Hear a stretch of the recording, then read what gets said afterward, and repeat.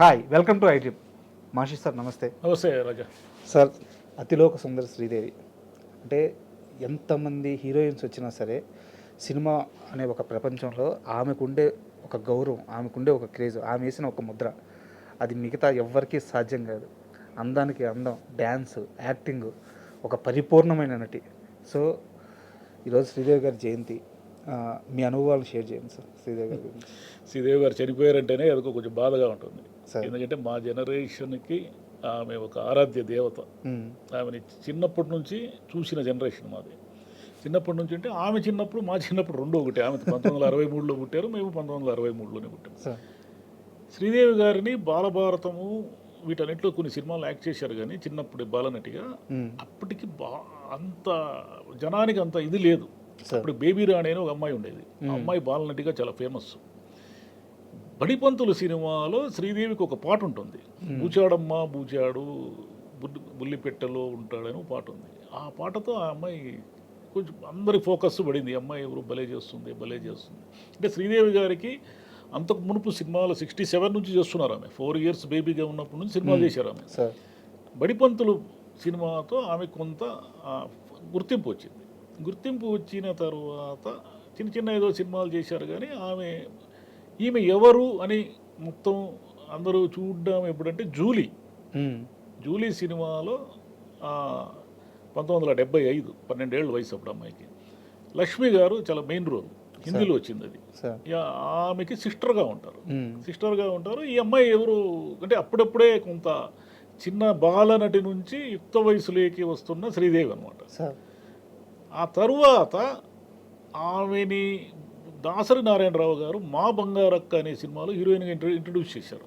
Okay, అది ఏమిటంటే అది ఆడలే. దాంట్లో ఏమిటి, ఆ రోజుల్లోనే దాసరి గారు డిఫరెంట్ సబ్జెక్టులు డీల్ చేసేవాడు. ఫ్రిజిడిటీ తరహా కథ అది. ఆ కథ మీద పెద్ద గొడవ కూడా అయింది. మా బంగారక్క, అందమే ఆనందం అని ఒక సినిమా వచ్చింది, సంగీతం శ్రీనివాసరావు గారి డైరెక్షన్. ఈ రెండు కథలు ఒకటే అనేది అప్పట్లో గొడవైంది. అందమే ఆనందంలో కూడా అమ్మాయికి అదే సమస్య ఉంటుంది, భర్తతో కలిసిమెలిసి ఉండలేని సమస్య ఉంటుంది. ఈ అమ్మాయి మా బంగారక్కలో కూడా చిన్న పిల్ల, అంటే ఇంకా అర్థం చేసుకోలేని వయసులో ఉన్న ఒక అమ్మాయి. అంటే ఆ కథ తర్వాత అప్పటికి శ్రీదేవి శ్రీదేవి అని అనుకున్నారు. 16 ఏళ్ల వయసుతో మొత్తం అన్నీ మారిపోయినాయి. బ్లాస్ట్. అది ఏమిటది, మోహన్ బాబు, అది భారతీ రాజా గారు శ్రీదేవి గారి అదృష్టాన్ని, నుదుటి రేఖను మార్చేశారు. భారతీ రాజా గారు తీసిన 16 ఏళ్ల వయసు, అక్కడ 16 5 నెలలు ఏదో తమిళ్లో కమల్ హాసన్, రజనీకాంత్ చేశారు. ఇక్కడ మోహన్ బాబు, చంద్రమోహన్ చేసిన క్యారెక్టర్ని అక్కడ కమల్ హాసన్, రజనీకాంత్ చేశారు. Super duper. అది నీలం టాకీస్లో వచ్చింది అనంతపురంలో. ఫస్ట్లో ఎవరు పట్టించుకోలేదు దాన్ని. మోహన్ బాబు అప్పుడప్పుడే వస్తున్నాడు. ఈ అమ్మాయి శ్రీదేవి పేరు లేదు, మా బంగారక్కని ఎవరు చూసిన వాళ్ళు లేరు. అదేం ఆడలే, ఏందోలే అనుకున్నారు. రాఘవేంద్రరావు గారు డైరెక్షన్ అంటే కొంచెం రాఘవేంద్రరావు గారు అప్పటికి ఇంకా అడవిరాముడు అంత మునుపు వచ్చింది, 77లో వచ్చింది అడవిరాముడు. అడవిరాముడు తర్వాత కాబట్టి కొంత ఆలోచించారు ఆయన పేరు చూసిపోదామని. శ్రీదేవి గారి performance, Sridevi glamour, Sridevi beauty ఇవన్నీ చూసి ఇంకా ఫిదా. అప్పటిదాకా ఆ సినిమాని హిట్ చేసేసారు. పల్లెటూరు సినిమా అది. పల్లెటూరు అమ్మాయి, 16 ఏళ్ల వయసు, ఇమ్మెచ్యూరిటీ, వాడిని ఎవరినో ప్రేమిస్తుంది, వాడు మోసం చేసే ప్రయత్నం చేస్తే చంద్రమోహన్ అవిటివాడు. ఇతన్ని ముందు నుంచి అమ్మాయి తిరస్కరిస్తూ ఉంటుంది. ఎవరినైతే తిరస్కరిస్తూ ఉంటుందో అతన్నే పెళ్లి చేసుకుంటుంది. అసలు ఆ ఫస్ట్ సీనే ఆ శ్రీదేవి రైల్వే పట్టాల మీద వెయిటింగ్ సీను. అప్పుడు భారతీ రాజా టేకింగ్ అద్భుతం. నాన్ లీనియర్లో కథ చెప్పడంలో భారతీ రాజా గారికి మించిన వాళ్ళు లేరు. తర్వాత ఎర్ర గులాబీలతో శ్రీదేవి అంటే ఇంక వేరే సెటిల్. శ్రీదేవి కోసమే సినిమాకు పోవడం అనమాట. ఈ తర్వాత వచ్చి నేను వేటగాడు, ప్రేమాభిషేకము, సర్దార్ పాపరాయుడు ఇవన్నీ కూడా ఫస్ట్ మార్నింగ్ షోనే చూశాను. పురాణి కదా, శాంతి టాకీస్లో వచ్చాయి. ఎన్టీఆర్ గారి కోసం ఎంతమంది అభిమానులు వచ్చారో వేటగాడికి, శ్రీదేవి కోసం అంతమంది వచ్చారు. శ్రీదేవి కనిపిస్తే ఎన్టీఆర్ గారు కనిపించినప్పుడు ఎలాగైతే కేకలు, ఈలలు, అంటే ఫస్ట్ హీరో ఎంట్రీ ఉంటుంది కదా అంత ఉంటుందో, శ్రీదేవి కనిపించినప్పుడు కూడా అంతే ఉండింది. అంటే హీరోతో సమానమైన ఇదనమాట. అదేమంటారు, అభిమానం. హీరోతో సమానమైన పుల్లింగ్ ఆఫ్ ఆడియన్స్. సార్ ఇక్కడ ఉంటే చాలు. ఇక్కడ ఒక చిన్న డౌట్ సార్, మీరు అదే వయసులో ముందు జయసుధ జయప్రద గారి ఒక ఆ స్టార్డము, రామారావు గారు ఏఎన్ఆర్ గారితో వాళ్ళు సినిమాలు తీసిన విధానము, వాళ్ళ స్టార్డమ్ కూడా చూసుంటారు. వాళ్ళ ఇద్దరికి కూడా దక్కని ఆ స్టార్డమ్ శ్రీదేవి గారికి ఇంకో స్టెప్పు ఎక్కువలో తగ్గడానికి కారణం ఏంటి? కారణం ఏమిటంటే ఈమె డ్యాన్సులు సార్, ఈమె గ్లామరు.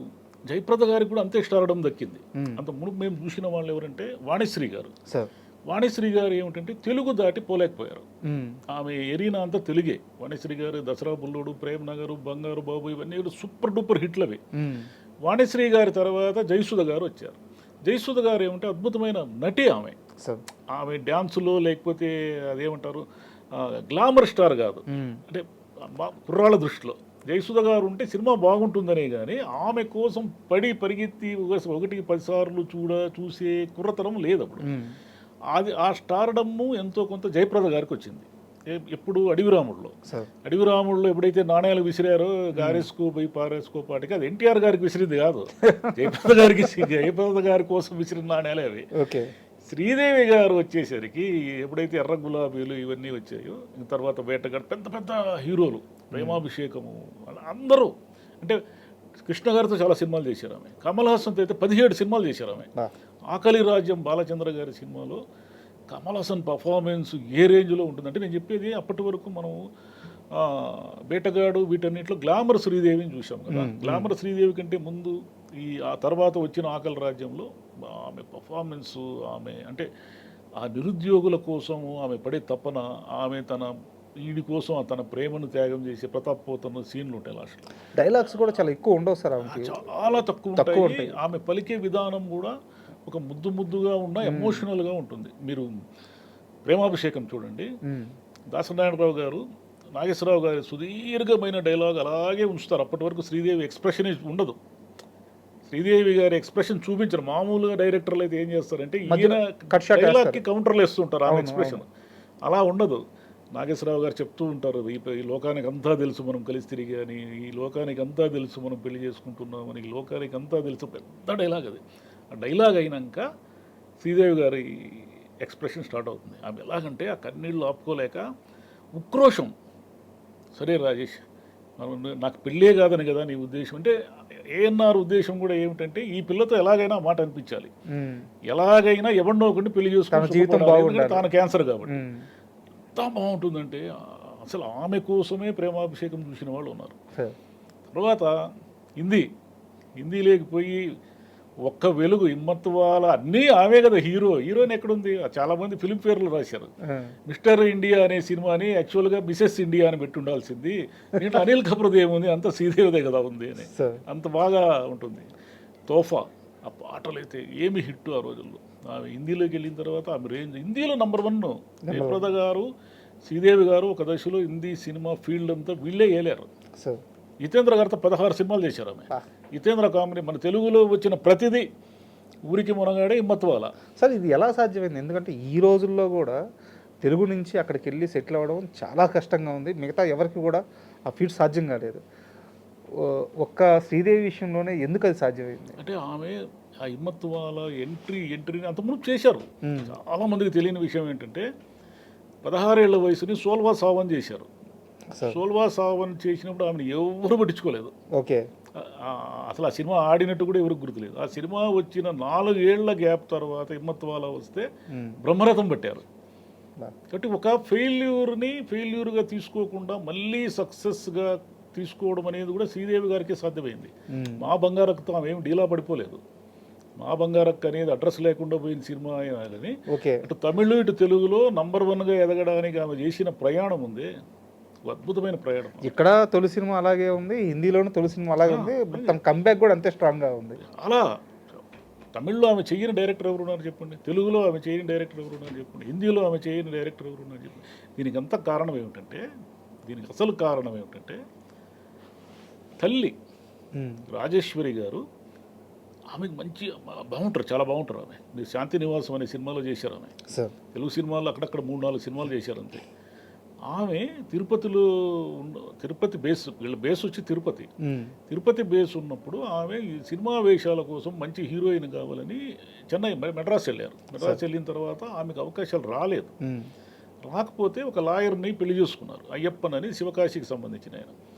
ఆ లాయర్ని పెళ్లి చేసుకుని ఆమె తను ఏమైతే కోల్పోయిందో, తాను ఏమైతే పోగొట్టుకుందో దాన్ని కూతుర్ని అలా ఏమంటారు నటనని అలా రంగరించి పెంచింది. ఆమె అన్నము పాలు పెట్టలే ఆమెకి, నటననే పెంచి పోషించింది కూతుర్ని. కూతురుని ఒక ఆయుధంలాగా వదిలింది. వీళ్ళు మీరు ఛాలెంజ్, నా కూతురుతో ఎవరైనా పోటీ పడతారు. ఆ కూతురును కూడా ఆమె అట్లనే కంటికి రెప్పలా కాపాడుకుంది. వాళ్ళ భర్త తర్వాత రోజుల్లో శ్రీదేవి స్టార్డమ్ వచ్చిన రోజుల్లో ఆయన ఎమ్మెల్యేగా పోటీ చేశారు. ఎమ్మెల్యేగా పోటీ చేస్తే శ్రీదేవి వెళ్ళి క్యాన్వాస్ చేశారు. శ్రీదేవి అంతటి నటి క్యాన్వాస్ చేసినా కూడా ఆయన ఓడిపోయాడు. ఓకే, వాళ్ళ నాన్నని గెలిపించుకోలేకపోయింది ఆమె. తల్లి ఆమెను చాలా కంటికి రెప్పలా కాపాడుకుంటూ ఉండేది. అన్ఫార్చునేట్లీ ఏమైందంటే ఆమెకి న్యూయార్క్లో ఆపరేషన్ చేయించారు. బ్రెయిన్లో ఏదో కణితిలాగా వస్తే ఇక్కడ డాక్టర్లు ఏదో తప్పులు చేస్తారేమో, బ్రెయిన్ కదా, బ్రెయిన్ ఆపరేషన్ కదా, అందుకని న్యూయార్క్లో చాలా ప్రెస్టీజియస్ హాస్పిటల్లో ఆమెకి ఆపరేషన్ చేస్తే శ్రీదేవి అమ్మగారు ఇక్కడ కూడా పొరపాటు చేశారు. ఓకే, ఆమె దురదృష్టం చూడండి. మామూలు మన అమెరికా అంటే చాలా పరిజ్ఞానము అనుకుంటాం కదా, న్యూయార్క్ లాంటి ప్రెస్టీజియస్ హాస్పిటల్లో రాజేశ్వరి గారి ఆపరేషన్ ఫెయిల్ అయింది. అతను బ్రెయిన్కి ఒకవైపు చేయబోయి ఇంకోవైపు చేశాడు. దాంతో ఆమెకు మాట పడిపోయింది, విజన్ పోయింది, జ్ఞాపక శక్తి పోయింది. శ్రీదేవి గారు ఈ డిప్రెషన్ని చాలా గట్టిగా తట్టుకున్నారు. ఈ కేసు అమెరికన్ మెడికల్ హిస్టరీలోనే అత్యంత ఫేమస్ కేసు ఇది. ఈ న్యూయార్క్లో ఆమె ఆపరేషన్ ఫెయిల్ అయిన కేసు ఇది కోర్టుకు వెళ్ళింది. కోర్టుకు వెళ్తే బిల్ క్లింటన్ అప్పటి అమెరికా అధ్యక్షుడు దీంట్లో జోక్యం చేసుకున్నాడు. బిల్ క్లింటన్ అంటే అమెరికా అధ్యక్షుడు జోక్యం చేసుకున్న మెడికల్ హిస్టరీ కేసు ఇది. భారీగా కాంపెన్సేషన్ వచ్చింది ఆమెకి, శ్రీదేవి గారికి. ఆ తర్వాత చనిపోయారు. ఆమె ఆపరేషన్ జరిగిన మనసులోనే పోయారు రాజేశ్వరి గారు. రాజేశ్వరి గారు తాను బతికి ఉండగా తన కూతురు భారతదేశాన్నంతా ఒక యువరాణిలాగా ఏలడం చూశారు. ఆమె అదృష్టం ఏమిటంటే చూశారు. ఆమె ఎప్పుడు 96లో పోయారు. 96 నాటికి శ్రీదేవి గారు ఒక రేంజ్ కదా. మన తెలుగులో కూడా క్షణక్షణం కానీ చిరంజీవి గారితో అతిలోక సుందరి ఆమె. నేను ఫస్ట్ డే ప్రతాప్ టాకీస్ తిరుపతిలో చూశాను. విపరీతంగా బ్లాక్ అమ్ముతున్నారు. ఒక్క టికెట్ కూడా కౌంటర్లో ఇచ్చేవాళ్ళు లేడు. జగదేక వీరుడు అతిలోక సుందరికి చిరంజీవి గారు స్టార్డమ్ అదే రేంజ్లో ఉంది, ఈమె అదే రేంజ్లో ఉంది. విపరీతమైన రేట్లు, ఇష్టం వచ్చింది చెప్తున్నాడు వాడు. ఆ రోజుల్లో 40 రూపాయలు 50 రూపాయలు అంటే చాలా ఎక్కువ. అంతే కదా, మీకు ఫుల్ టికెటే 3 రూపాయలు 4 రూపాయలు 5 రూపాయలు ఉన్న రోజులు. అంటే ఈమె స్టార్డమ్ అది. క్షణక్షణము కూడా అలాగే వెంకటేష్ గారితో చేసింది. అది కూడా ఆ సినిమాలో కూడా ఆమె ఆ హీరోతో సమానంగా ఉంటారు. మీరు తర్వాత నాగార్జున గారితో చేసిన ఆఖరి పోరాటము, ఇంకోటి గోవిందాలో ఈమె బాగుంటుంది. ఆ సినిమా బాగుంటుంది. అయితే ఎలాగో టాపిక్ వచ్చింది కాబట్టి అడుగుతున్నాను. చిరంజీవి గారితో, నాగార్జున గారితో, వెంకటేష్ గారితో ముగ్గురితో సినిమా చేశారు శ్రీదేవి గారు. బాలకృష్ణ గారితో మాత్రం ఒక్క సినిమా కూడా లేదు. అది ఎందుకు వాళ్ళు కుదరలేదు, ఎందుకు కాంబినేషన్ కారణం వల్ల అంటే ఇక్కడ నాన్నగారితో చేశారు కదా, తండ్రితోనే ఆమె చేశారు కదా, అది ఏదన్నా సెంటిమెంట్ ఏమైనా అడ్డుపడిందేమో తెలియదు. కానీ ఎన్టీఆర్ గారు మాత్రము వేషాన్ని వేషంగానే స్వీకరించేవాళ్ళు. ఆయనకి అలాంటి ఇప్పుడు యాక్చువల్గా ఆయన మనవరాలుగా చేసింది కదా, బడిపంతుల్లో మనవరాలు కదా శ్రీదేవి. నా మనవరాలుగా చేసిన అమ్మాయితో నేను డ్యాన్సులు చేయడం ఏంటి అని అనుకోలే ఆయన. ఇది మన ప్రొఫెషన్, ఇది నేను హీరో, ఆమె హీరోయిన్ అంతే. నాగేశ్వరరావు గారు కూడా అంతే. ఆయనకు కూడా చిన్నప్పుడు చేశారు కదా ఈమె. ఏం లేదు, కృష్ణ గారితో ఎన్ని సినిమాలు ఉన్నాయో. కృష్ణ గారే ఆయన తెలుగులో హిట్టైన సినిమాలన్నింటినీ హిందీలో తీసి ఈమెను ఒక రేంజ్గా చేర్చిన వాళ్ళలో కృష్ణ గారు ముఖ్యులు. హిమ్మత్వాలు ఆయనదే కదా, ఊరికి మనగాడే కదా. కృష్ణ గారు మవాలి, అదేంటది చుట్టాలు వస్తున్నారు జాగ్రత్త అనుకుంటా, చాలా సినిమాలు హిందీలోకి వెళ్ళాయి. మీరు చాలా గొప్ప మాట, మంచి ప్రస్తావన తీసుకొచ్చారు.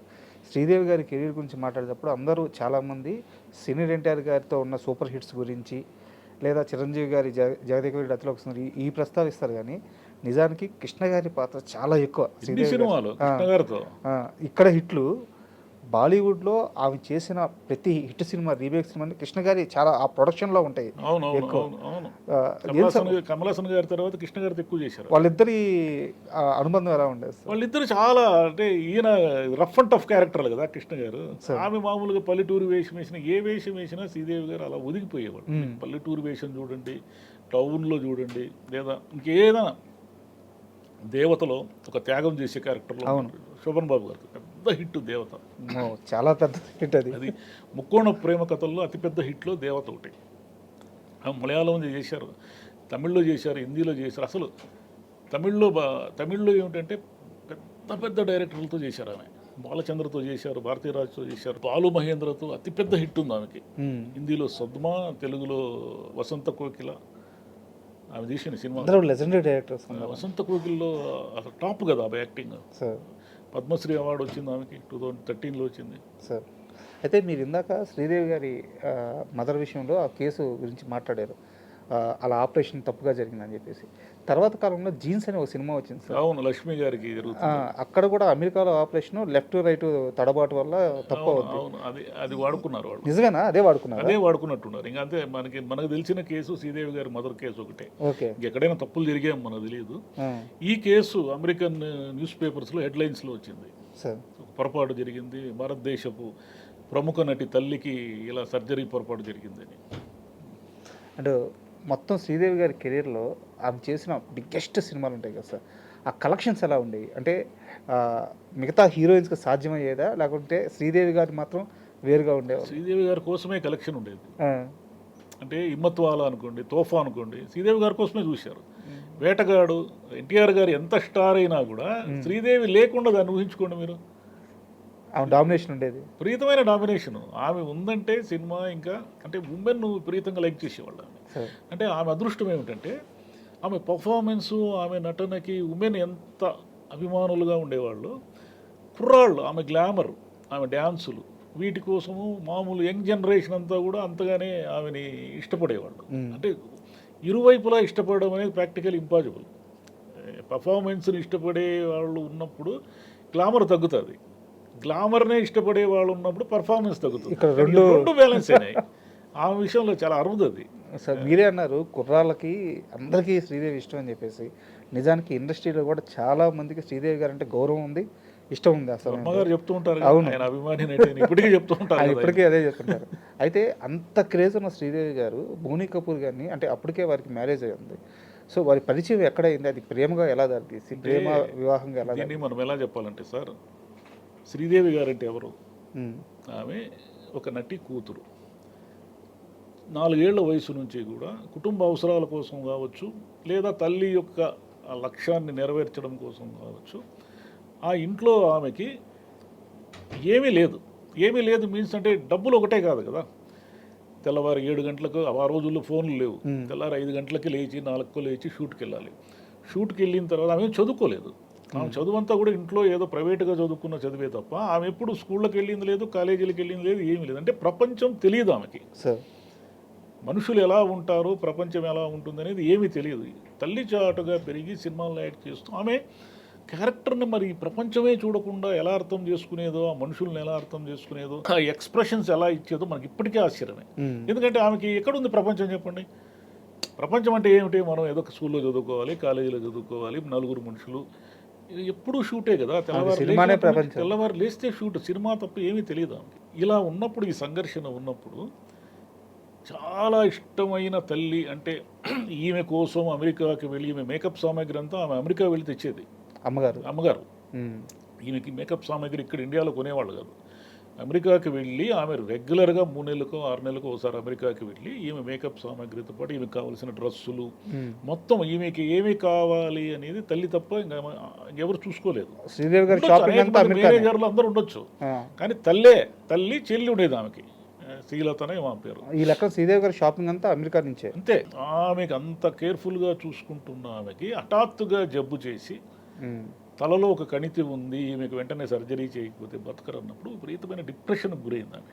మనకు తెర మీద కనబడకపోవచ్చు, మనం దుఃఖము బాధ అంతా కూడా తెర మీద మా గంతులు వేయడము, లేదా ఆనందము, లేదా గ్లామర్గా మార్చుకోవచ్చు, కానీ లోపల ఉంటుంది కదా. అంతే కదా. ఈ సంఘర్షణలో ఏం జరిగిందంటే బోనీ కపూర్ గారు ఆమెకి చాలా ఆత్మీయంగా నిలబడ్డారు. వాళ్ళ పెళ్లి జరగడానికి మూల కారణం అది. వాళ్ళ చెల్లి కోర్టుకు పోయి ఈ గొడవల కోర్టు కేసులన్నీ వేశారు కదా, మా అక్కని మోసం చేశారు, లోపరుచుకున్నారు, ఇదంతా ఏదో వేశారు కేసులు. కానీ వాస్తవంగా జరిగింది ఏమిటి? ఆమె అయితే ఇష్టపడి పెళ్లి చేసుకుంది కదా, పెళ్లి చేసుకుంది, 2 పిల్లలు ఉన్నారు. తర్వాత రోజుల్లో ఒక దురదృష్టవశాత్తు ఒక యాక్సిడెంట్ లాంటి అదేదో నీటి తొట్టిలో మునిగి చనిపోయారు. అందరూ షాక్. దేశం చాలామంది, ప్రపంచంలోని అనేక దేశాల్లో ఉన్న తెలుగు వాళ్ళు, భారతీయులందరూ షాక్ అయ్యారు. శ్రీదేవి గారు చనిపోయారు అనే విషయాన్ని ఎవరు జీర్ణించుకోలేకపోయారు. తెల్లవారుజామున బ్రేకింగ్లో వచ్చింది. ఆదివారం పూట అనుకుంటా ఏదో మొత్తం మీద న్యూస్ మనకు 12 గంటలకు న్యూస్ కవరేజ్ ఉంటుంది కదా, అది దాటిపోయిన తెల్లవారుజాము ఎప్పుడో బ్రేకింగ్లో వచ్చింది అది. శ్రీదేవి చనిపోయినారంటే నిద్రమత్తులో టీవీలు పెట్టుకున్న వాళ్ళందరూ షాక్ అయిపోయారు, శ్రీదేవి చనిపోయింది అని. అంటే బాగా ఒక సౌందర్య రాశిలాగా ఉన్నవాళ్ళు తర్వాత ఒక 50 ఏళ్ళు దాటిన తర్వాత సినిమాలు చేయడం కూడా కరెక్ట్ కాదు. ఎందుకంటే ఆమెను అలా ఆరాధించిన వాళ్ళు ఒక ముసలి శ్రీదేవిని చూడడానికి ఇష్టపడలేదు. ఇంగ్లీష్లో ఆమె ఎంత అద్భుతంగా యాక్ట్ చేసినా, మామూలు ఎంత అద్భుతంగా యాక్ట్ చేసినా, మా జనరేషన్ ఎవరు ఈ శ్రీదేవి వద్దు, మాకు ఇది ఈమె కాదు మా శ్రీదేవి అంటే మాకు వేటగాడు లేదా హిమ్మత్ వాలా శ్రీదేవి, కానీ ఈ జనరేషన్ కాదు. కాబట్టి గ్లామర్ స్టార్లుగా పేరు పొందిన వాళ్ళు అంటే ఇప్పుడైతే ఎవరికి అవకాశాలే లేవు అనుకోండి, చాలా తక్కువ మందికి వచ్చాయి. వాణేశ్వరి గారు మళ్ళీ రీఎంట్రీ చేశారు, అలా ఎవరో కొంతమంది తప్ప. వీళ్ళు ఎవరు రీఎంట్రీ చేయకపోతేనే కరెక్ట్. షర్మిల ఠాగూర్ గారు ఉన్నారు, ఆమె ఇప్పుడు ఈ వయసులో వచ్చి యాక్ట్ చేస్తే చూడరు జనం. ఆమె అభిమానులు వేరు, ఆమె జనరేషన్ వేరు. శ్రీదేవి గారు కూడా మెల్లిగా యాక్టింగ్ మానుకొని ఉంటే బెస్ట్ ఏమో. ఇంగ్లీషు మాము ఉందని పొగిడినా కూడా చాలామంది అభిమానులు నొచ్చుకున్నారు ఆమెను అలా చూడలేక. అది కూడా అభిమానమే, ఆమెను అలా చూడడం ఇష్టం లేదు. ఆమె పిల్లలు ఇద్దరు ఉన్నారు కదా, ఆ జాన్వీ కపూర్ కూడా మంచి నటే కానీ, బట్ తల్లి అంతట నటి అయ్యే అవకాశం అయితే లేదు. ఎక్కడైనా కష్టం అది, ఎందుకంటే వారసత్వం అనేది ఏదో రేర్గా వస్తుంది. పృథ్వీరాజ్ కపూర్ కుటుంబానికి వచ్చింది అది, చాలా అరుదుగా వస్తుంది. ఎన్టీఆర్ గారి కుమారుడు బాలకృష్ణ గారికి ఎంతో వచ్చింది. ఇప్పుడు పిల్లలు ఏదో చేస్తున్నారు కానీ తండ్రి అంతటి లెగసీని మ్యాచ్ చేయడం, మామూలుగా తల్లి అంతటి హీరోయిన్లు అయిన వాళ్ళు కూడా చాలా తక్కువ, వేళ్ల మీద లెక్క పెట్టవచ్చు. మనది మగపిల్లల వారసత్వమే కాబట్టి హీరోల సంగతి వదిలేస్తే హీరోయిన్లుగా అయిన వాళ్ళు చాలా తక్కువ. ఇంకా ఏమైనా ఉందేమో అవకాశం, చిన్నపిల్లలే కాబట్టి ఇంకా వాళ్ళకి భవిష్యత్తులో మంచి సినిమాలు తీస్తారేమో చూద్దాం. సార్ అయితే క్లోజ్ చేసే ముందు సార్, శ్రీదేవి గారి సినిమాలు మీరు ఏదైనా ఒక సినిమా థియేటర్లో పర్టికులర్గా చూసిన ఆ టైంలో మీ ఎక్స్పీరియన్స్ ఏదన్నా, మీ రియల్ టైం ఎక్స్పీరియన్స్ ఒకటి షేర్ చేయండి. నాకు ఆకలి రాజ్యం భలే ఇష్టం సార్. నిజానికి ఆమె గ్లామరస్ చాలా చేసింది కదా, వేటగాడు, సర్దార్, చాలా సినిమాలు 16 ఏళ్ళ వయసు, ఇవన్నీ గ్లామర్ రోల్సే. కానీ ఆకలి రాజ్యంలో మాత్రము ఎంత అద్భుతమైన నటన. 2 వసంత కోకిల్లో జ్ఞాపక శక్తి పోయిన ఒక చిన్న అమ్మాయిలాగా యాక్ట్ చేయడం అనేది అది ఇంకెవరికి సాధ్యం కాదు. ఆ నటన ఇంకెవరికి సాధ్యం కాదు. ఆ క్లైమాక్స్ సీన్లో కానీ అంత బాగా చూసుకున్న కమల్ హాసన్ ఆమె గుర్తుపట్టకుండా వెళ్ళిపోయే సీన్ అలా అక్కడ కూడా బాగా చేసింది. ఆ 2 సినిమాలు శ్రీదేవి గారి కెరీర్లో నాకు బాగా నచ్చిన సినిమాలు. గ్లామర్ రోల్స్ అనేవి వదిలేండి, ఇంకా మీ ఆ ఇతలోక సుందరి అయితే ఇంకా ఆమె లేకుండా మీరు ఎవరిని ఊహించుకోలేరు. జగదేక వీరుడు చిరంజీవే, అతిలోక సుందరి శ్రీదేవి. సూపర్, అద్భుతంగా చెప్పారు sir. Thank you very much. Thank you.